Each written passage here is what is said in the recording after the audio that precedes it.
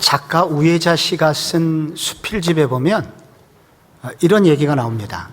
여자 홀몸으로 시골에서 농사일을 하면서 아들을 판사 만드신 노모가 있었습니다. 그녀는 아무리 배가 고파도, 그리고 온유월 뙤약볕 아래서도 아들만 생각하면 기운이 났습니다. 가을 거지가 끝나서 이제 정성스럽게 준비된 양식들을 서울의 아들 집으로 이고 그 집을 향합니다. 그런데 그날 며느리는 외출하였고 손주만 집을 지키고 있었습니다. 성공하고 잘난 아들 덕분에 며느리는 부잣집 며느리였고, 그 부잣집 며느리 덕분에 집은 진귀한 물건들로 가득했습니다.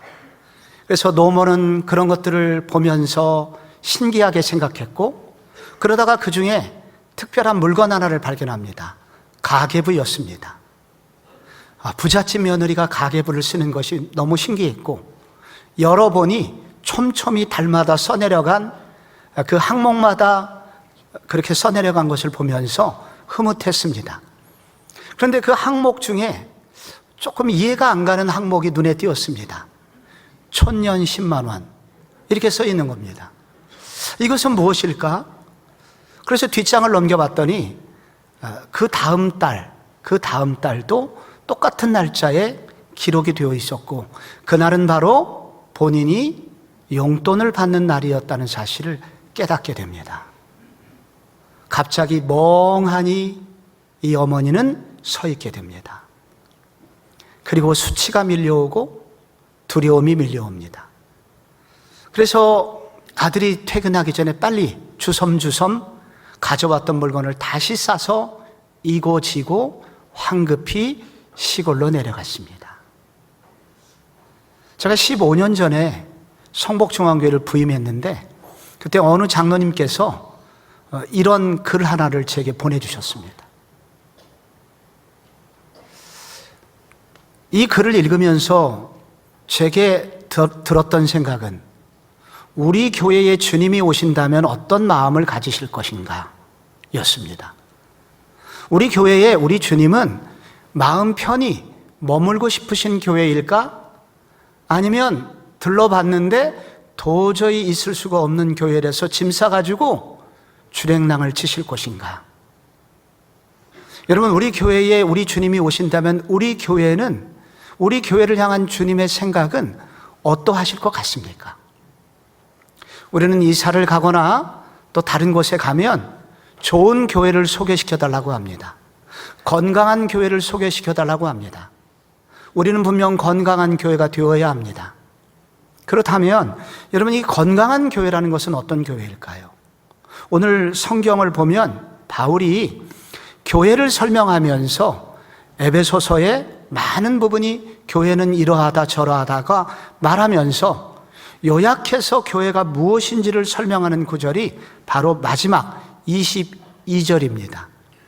너희도 성령 안에서 하나님이 거하실 처소가 되기 위하여 그리스도 예수 안에서 함께 지어져 가느니라. 여기 하나님이 거하실 처소가 나옵니다. 교회, 정말 진정한 교회는 뭐냐면 하나님이 거하시는 처소라는 겁니다. 요즘처럼 교회 건물이 좋았던 적이 역대 없었습니다. 요즘처럼 좋은 영상 설비 없었습니다. 이런 마이크 시스템이 이렇게 좋은 거 없었습니다. 그런데 이런 것들 때문에 주님이 머무시는 게 아니라 주님이 정말 거하시는 이유는 다른 곳에 있습니다. 우리 교회는 주님이 거하시고 싶은 건강한 교회일까요? 만약에 우리 교회를 좀 돌아보면서 아니라면 우리 교회가 이런 교회가 되기를 힘써야 합니다. 주님이 거하시고 싶은 건강한 교회, 그 교회는 그러면 어떤 교회인가? 먼저 사도성을 계승한 교회라고 합니다. 20절을 함께 한번 읽어보겠습니다. 시작. 너희는 사도들과 선지자들의 터 위에 세우심을 입은 자라. 그리스도 예수께서 친히 모퉁이 돌이 되셨느니라. 아멘. 교회는 건물일까요? 사람일까요? 어느 교회 다니세요? 성목중앙교회 다닙니다. 거기 국민은행 옆에 있는 그 교회요. 이렇게 일반적으로 설명을 하는 것은 성경적인 답변은 아닙니다. 이런 건물이 교회가 아니라 종암동 28-1번지 이 건물 안에 모여있는 우리들, 세상으로부터 부름받은 사람들의 모임, 바로 여러분들이 교회입니다. 그래서 아무리 건물이 좋아도 여기 계신 분들이 이렇게 안 모여 있으면 이 교회는 교회일 수 없습니다. 교회는 분명 사람들입니다. 그럼에도 불구하고 바울은 우리의 이해를 돕기 위해서 교회를 건물에 비유하고 있습니다. 교회는 마치 건물이 가지고 있는 비슷한 개념을 가지고 있기 때문입니다. 교회는 집이라는 거예요. 집과 유사하다는 거예요. 그리고 집을 짓기 위해서 오늘 꼭 필요한 기초가 있다는 겁니다. 기초를 위하여 세 가지가 오늘 구절에 설명이 됩니다. 먼저 사도들, 선지자들의 터가 있어야 됩니다. 그리고 그 터 위에 모퉁이 돌이 있어야 된다고 합니다. 이 기초 위에 교회는 세워진다는 것입니다. 먼저 사도가 나옵니다. 사도는 예수님의 부활을 목격한 자들이며 예수님께로부터 직접 부활을 땅끝까지 이르러 증거하라는 증인의 사명을 받은 분들입니다. 이런 사람은 12명입니다.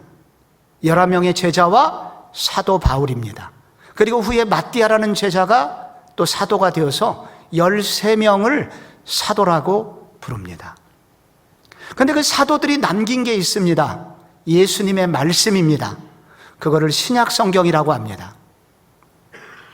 선지자는 누구일까요? 하나님의 음성을 먼저 듣고 전해준 사람들입니다. 이 선지자들은 주로 구약시대에 활동했습니다. 이사야, 예레미야, 저 위에 모세도 사무엘도 모두 다 선지자들에 해당합니다. 그들은 구약 성경을 남겼습니다. 그러면 신약시대에는 선지자들이 없었는가? 있었습니다. 그러한 똑같이 하나님의 말씀을 받은 사도들 외에 선지자들이 있었습니다. 하나님의 말씀을 받은 분들, 예를 들자면 마가복음의 저자 마가 말씀을 받고 전해주었습니다. 누가복음의 저자 누가 전해주었습니다. 야고보라는 장로 전해주었습니다. 예수님의 동생입니다. 이런 선지자들이란 바로 구약 성경과 신약 성경을 우리에게 전해준 사람입니다. 그래서 사도들과 선지자들의 터라는 것은 결국 구약 성경과 신약 성경의 터 위에 세워진 교회를 말합니다. 그런데 여기에 모퉁이 돌이 나옵니다. 모퉁이 돌은 예수님을 의미합니다. 1세기의 건축물에서 제일 중요한 것은 오늘날은 세멘트가 있었지만은 1세기에는 그것이 없습니다. 그래서 가장 중요한 튼튼한 돌, 굵은 돌 4개가 필요합니다.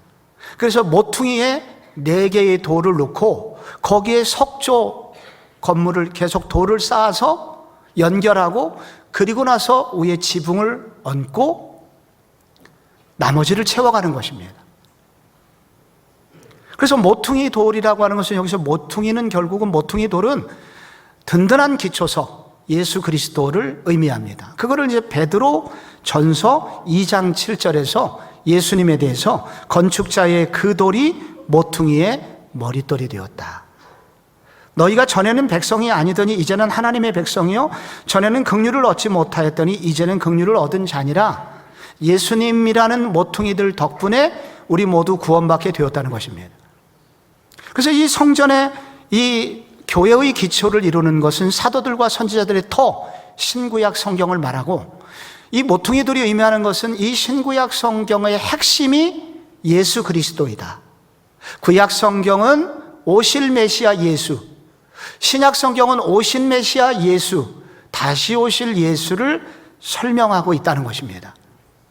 그래서 신구약 성경도 있어야 되고 신구약 성경을 예수 그리스도의 관점으로 바르게 해석하는 교회, 그런 터 위에 교회는 세워졌다고 하는 것입니다. 이것을 사도성이라고 합니다. 사도들에게 전해준 그 말씀을 바로 이어받은 교회, 그것이 사도성을 계승한 교회라는 뜻이며, 그것은 바로 성경과 예수 그리스도로 요약할 수 있습니다. 1985년도 중반에 저는 대학생이었습니다. 그때 전국을 떠들썩하게 했던, 교회에 다니지 않는 많은 사람들까지 교회를 알게 된 사건이 있었습니다. 그들은 1992년 10월 28일 밤 12시에 예수님이 재림한다고 굳게 믿었던 다미선교회 사람들 때문이었습니다. 그들은 지하철에서, 버스 정류장에서 고래고래 소음을 치면서 예수님 오신다고 전하였습니다. 고등학교 많은 아이들이 학교를 그만두고 그 일에 가입하였습니다. 그들이 이렇게 자신이 있었던 이유는 당시 고등학교 2학년 하방익이라는 소년 때문이었습니다. 그 아이가 그 교회에서 막 기도를 하다가 입에서 이상한 말이 나왔습니다. 방언이었습니다. 그 옆에 통변의 은사를 받으신 권사님이 그거를 통역을 하였습니다. 그랬더니 92년 10월 28일 계속 입에서 말을 하는 것입니다. 자기 의지로 얘기하는 게 아닙니다. 꼬인 혀로 계속 자기도 모르게 얘기가 나오는 것입니다. 다른 아이도 아니고 고등학생이. 저 순수한 영을 가진 저 아이가 말한다면 진짜가 아니겠느냐. 그리고 그것을 이론화했던 사람이 이장님이라는 목사였습니다. 10월 28일 그날 당일날 모든 언론은 물론 CNN 방송국까지 와서 다미선교회 본부를 지키고 있었고 소방차들이 대기하고 있었습니다. 예수님은 오시지 않았습니다. 아무리 열심히 있어도, 아무리 뜨겁게 신앙생활을 하는 것 같아도 성경이 말하지 않는, 성경에서 말하지 않는 것을 더하는 사람들, 그날과 그 시는 아무도 모르고 아버지도 모른다고 비밀에 붙여놓은 그것까지 말하려고 하는 그 자들, 결국은 이단이었습니다.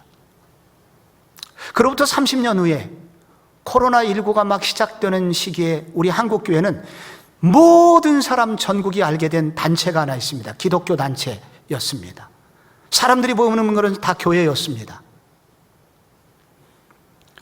1950년 전쟁이 끝나고 병약한 한 청년이 시골에서 요양을 하고 있었습니다. 그런데 한밤에 밝은 빛이, 태양 같은 밝은 빛이 그에게 찾아왔습니다. 그리고 음성이 들렸습니다. 내가 너를 쓸 것이다. 그리고 말씀을 주었습니다. 그는 분명히 보았고 들었다고 했습니다.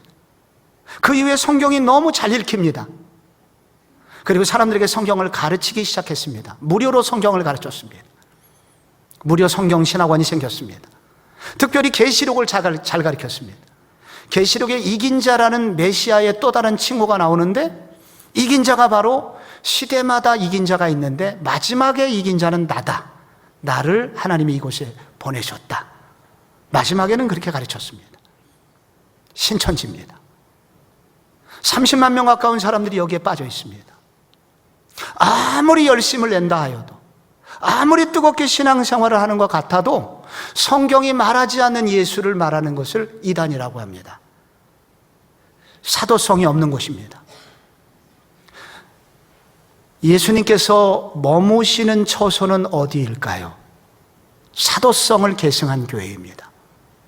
예수님께서 바로 그 사도들에게 주신 성경과 말씀과 그리고 사도들에게 부여한 예수 그리스도를 땅끝까지 마지막 시대까지 증거하는 교회, 그 사도성을 계승한 교회가 바른 교회이며 건강한 교회이며 그곳에 하나님은 머무신다는 것입니다. 둘째로 주님이 머무시고 싶은 건강한 교회는 다양성이 풍성히 인정되는 교회입니다. 이 21절에 보면 그의 안에서 건물마다 서로 연결하여 주 안에서 성전이 되어가고, 여기 서로 연결하여라는 단어는 함께 짜맞추다라는 동사, 두 단어가 합성이 된 단어입니다. 함께 짜맞추는 것입니다. 그래서 성전이 되어간다고 합니다. 여기서 함께 짜맞추다라는 이 동사는 퍼즐보다는 오케스트라나 축구팀 같은 개념입니다. 처음부터 하나 되는 것이 아니라 계속해서 맞추어 간다는 그런 의미로 쓴 단어가 서로 연결하다라는 동사입니다. 1세기의 건물들은 대부분 석조 건물들입니다. 여러분이 성지순례나 어디 여행을 가보시면 성전 그리고 성소를 여러분이 탐방을 하시게 되죠.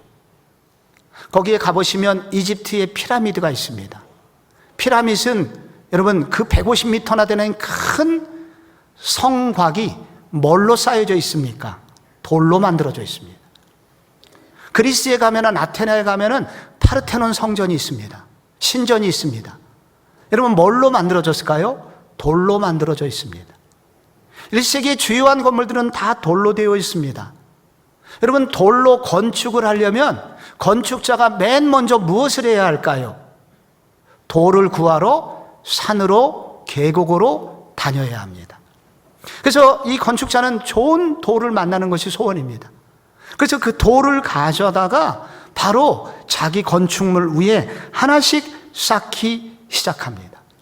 이 돌들은 바로 이 개개의 돌들은 성도들을 의미합니다. 여러분이 이곳에 어떻게 오시게 됐을까요? 예수님께서 혹은 예수님께서 보내신 전도자들을 보내셔서 예수님이 어디에 숨어 있었던 여러분들을 발견하신 것입니다. 그리고 여러분들을 인도하여 바로 이 교회에 인도해 주셔서 여러분은 교회의 일부가 되어 지금 서로 연결되고 있는 중이라는 것입니다. 그렇기 때문에 서로 각각 다른 곳에서 그리고 다른 모양으로 성장된 우리가 이곳에 모이게 되었습니다.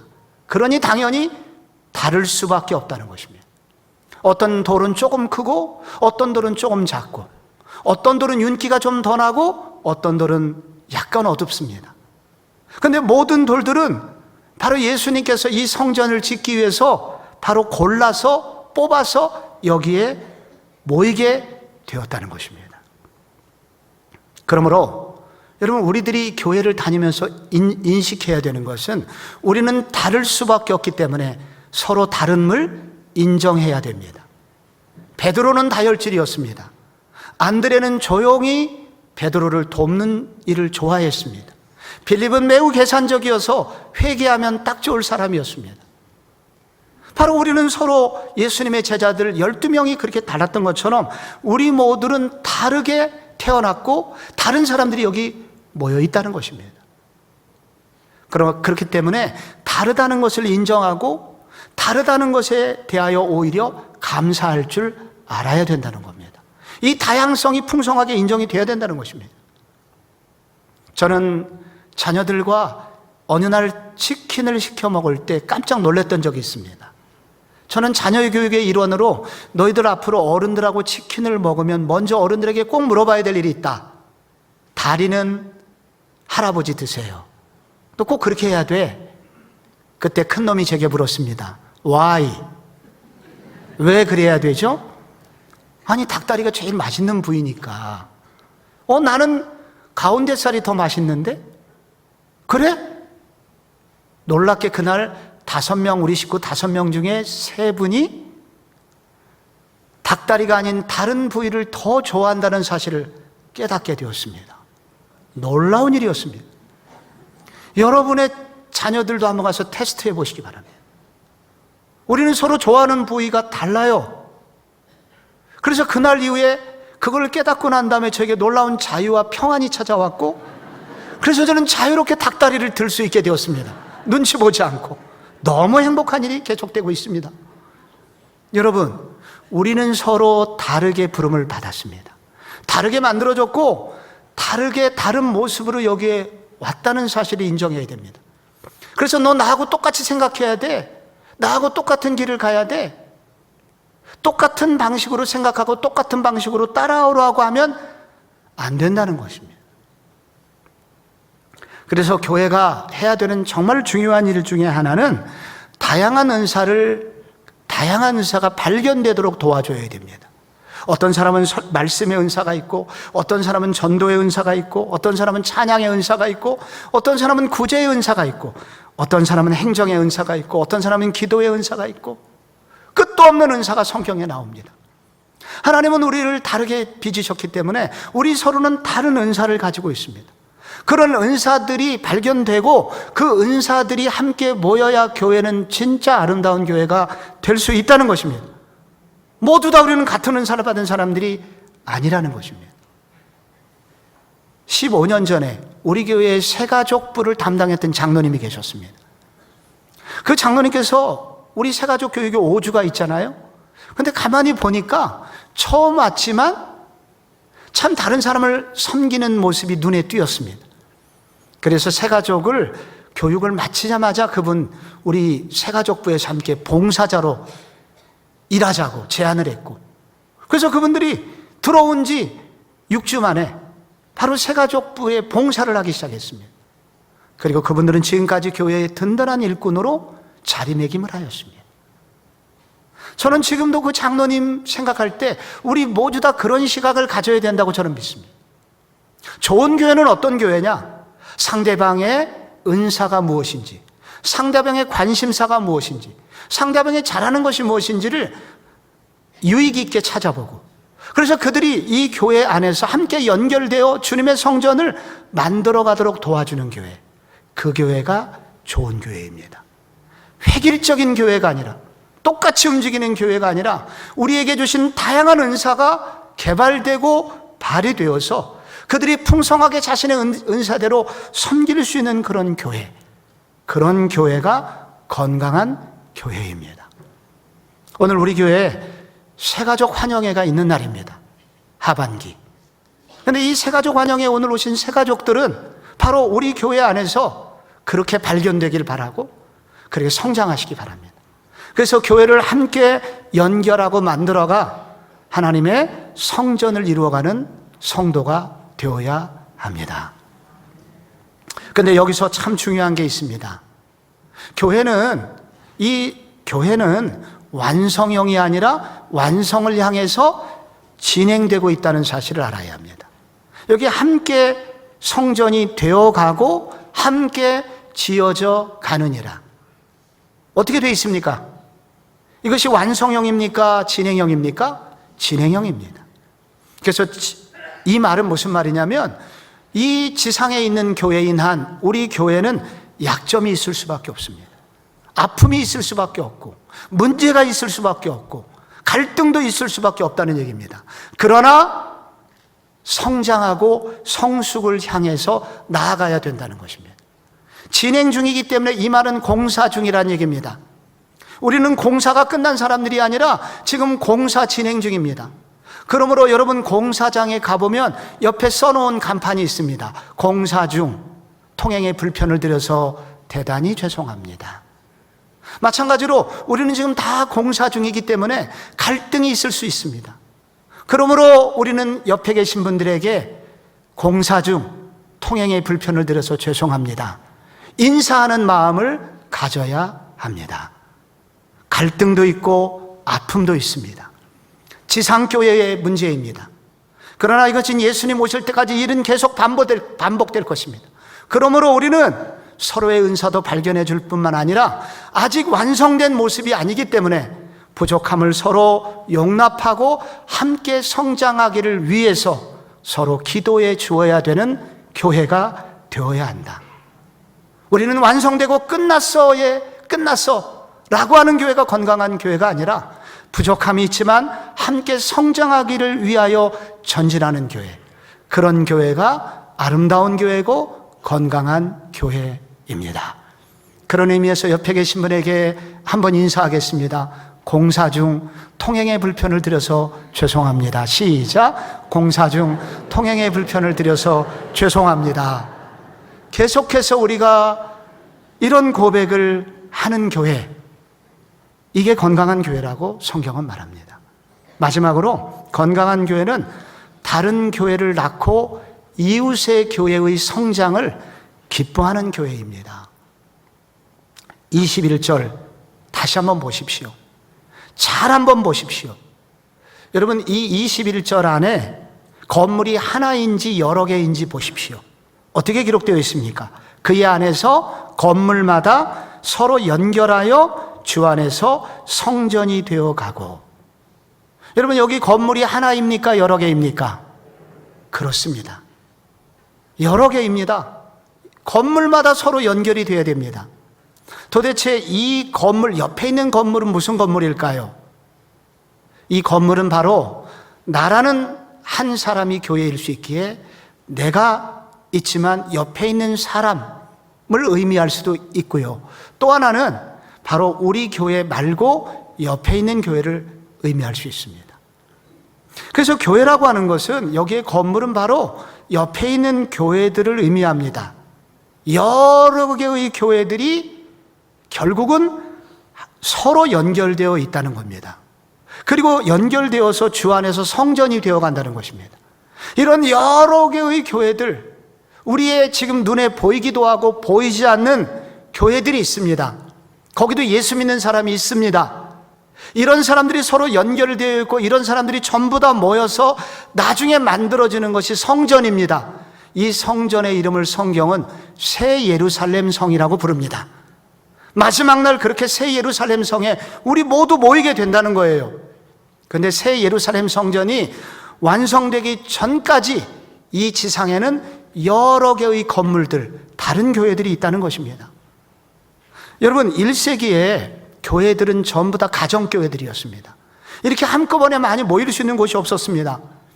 그래서 에베소 교회도 여러 가정교회들이 모여서 도시 예배소 교회라고 불리었고, 고린도 교회도 5개 내지 6개의 가정교회들이 모여서 교회가 되었습니다. 증거로 고린도서 16장 19절에 보시면, 아시아의 교회들이 너희에게 문안하고 아굴라와 브리스가와 그 집에 있는 교회가 주 안에서 너희에게 간절히 문안하고라고 나옵니다. 그러니까 어느 집사님 집이 좀 큰 집에 바로 모여있는 그 사람들이 교회였고, 그 또 다른 교회들이 모여서 고린도 교회, 5개의 집들이 모여서 고린도 교회가 되었다는 것입니다. 그런데 바울은 바로 이런 교회들이 함께 성장해야 하기를 우리 주님이 기뻐하신다고 합니다. 우리 교회는 분명 눈에 보이는 지역교회입니다.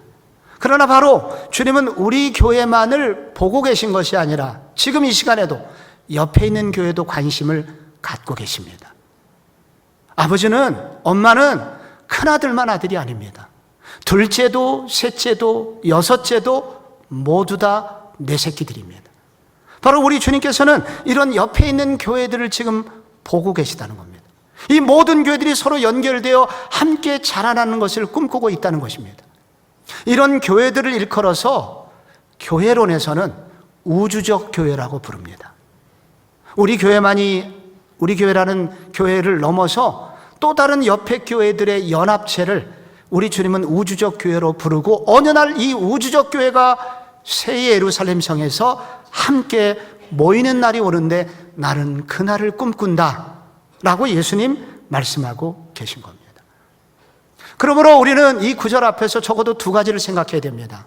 이웃교회 잘 되기를 기도해야 합니다. 이웃교회가 잘 되는 것을 기뻐하고 축복하는 일을 우리가 해야 된다는 것입니다. 또 하나는 이런 이웃교회가 만들어지도록 또 다른 이웃교회가 생겨나기를 기도해야 된다는 것입니다. 그래서 건강한 교회는 결국은 또 다른 교회를, 건강한 가정은 건강한 아이를 낳듯이 바로 건강한 교회라면 건강한 또 하나의 교회를 출산할 수 있는 교회이어야 한다 말씀합니다. 예수님이 가버나움에서 열심히 전도했고 예수님이 많은 사람을 고쳐주었기 때문에 사람들이 가버나움, 예수님이 어젯밤에 기도해 주셨던 곳에 많은 사람이 모여 있었습니다. 베드로도 예수님 덕분에 인기가 막 올라갔는데 예수님이 안 계신 거예요. 가보니까 예수님이 지금 들에서 기도를 하고 있었습니다. 예수님 왜 여기 계십니까? 지금 많은 사람들이 기다리고 있습니다. 그때 예수님이 하셨던 놀라운 고백, 마가복음 1장 38절에 이르시되 우리가 다른 가까운 마을들로 가자. 거기서도 전도하리니 내가 이를 위하여 왔노라. 가버나움만 교회가 필요한 게 아니라 옆에 있는 마을에도 교회가 필요해. 나 거기서 교회를 설립해야 돼 라고 하시면서 다른 마을로 갔다는 것입니다. 진정한 교회, 건강한 교회는 나 하나의 교회로 끝내는 것이 아니라 또 다른 교회가 탄생되기를 꿈꾸는 교회이며 또 다른 교회가 만들어져서 성장하기를 기도해주고 축복하는 교회, 그런 교회가 건강한 교회라고 말씀하고 있는 것입니다. 우리 교회는 지난 4년 전에 남양주 다산시에 교회를 분립개척하였습니다. 그런데 그 교회가 아름답게 성장하였고 지금도 아름답게 자라나고 있는 중입니다. 코로나로 인해서 많은 어려움이 있기는 하지만 그러나 여전히 건강하게 성장을 하고 있습니다. 그런데 이런 교회를 출산을 하려면 출산의 고통이 있어야 됩니다. 아이를 낳기 위해서 그냥 낳을 수 있는 것이 아니라 그 두려운 마음으로 아이를 낳아야 되는 진통이 있습니다. 그래서 많은 사람들이 이 진통이 무서워서 아이 낳기를 두려워합니다.